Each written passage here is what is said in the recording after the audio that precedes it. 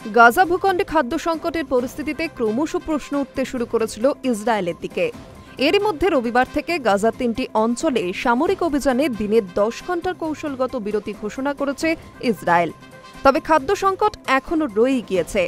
গাজা ভূখণ্ডের যে হাসপাতালগুলি এখনও সচল রয়েছে সেখানে রোগী পরিষেবা দিতে দিতে অসুস্থ হয়ে পড়েছেন নার্সেরা। খিদে এবং তেষ্টায় অজ্ঞান হয়ে পড়ছেন নার্সদের অনেকে।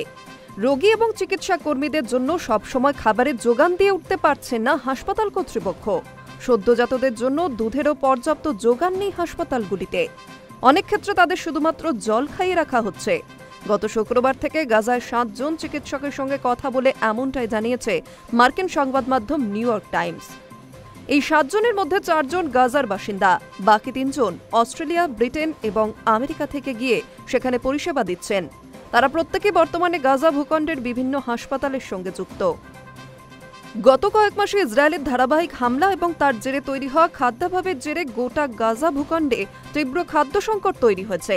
গাজার স্বাস্থ্য মন্ত্রক শনিবার জানিয়েছে, শুধুমাত্র চলতি মাসে অন্তত ৫৬ জন প্যালেস্টাইনে অনাহারে মৃত্যু হয়েছে।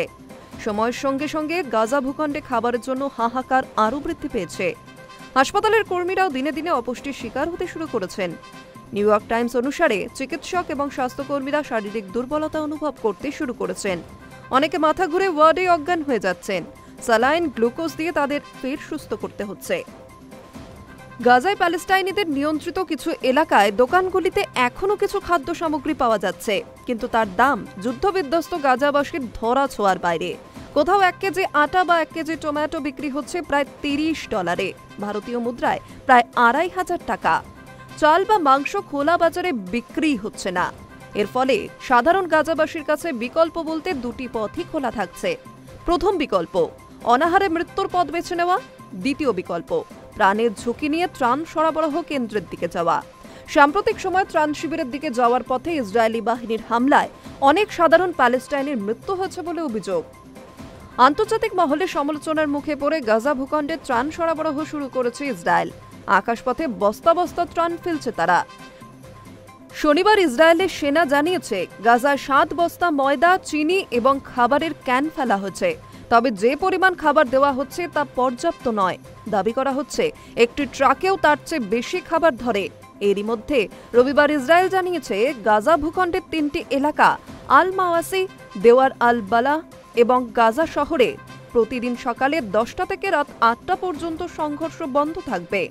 এছাড়া ত্রাণ কার্যের জন্য ভোর ৬টা থেকে রাত ১১টা পর্যন্ত কিছু রাস্তা খুলে দেওয়া হবে। ত্রাণ কার্যে সহায়তা করার জন্যই এই সিদ্ধান্ত বলে দাবি ইসরায়েলের। গাজায় ত্রাণ পাঠানোর উপর থেকে ইসরায়েল নিষেধাজ্ঞা প্রত্যাহার হওয়ার পরেই বিভিন্ন দেশ আকাশপথে গাজায় ত্রাণ পাঠানো শুরু করেছে। ইতিমধ্যে সংযুক্ত আরব আমির শাহী এবং জর্ডান থেকে ২৫ টন ত্রাণ সামগ্রী প্যারাশুটে করে গাজায় নামানো হয়েছে। তবে যে ত্রাণ সামগ্রী আসবে তা পর্যাপ্ত হবে কিনা তা নিয়েও সংশয় দেখা দিয়েছে। পাশাপাশি অতীতে যেভাবে ত্রাণ শিবিরমুখী মানুষের মৃত্যুর অভিযোগ উঠেছে, তাতে পরিস্থিতি নিয়ে আশঙ্কা আরও বৃদ্ধি পাচ্ছে। Hi News network.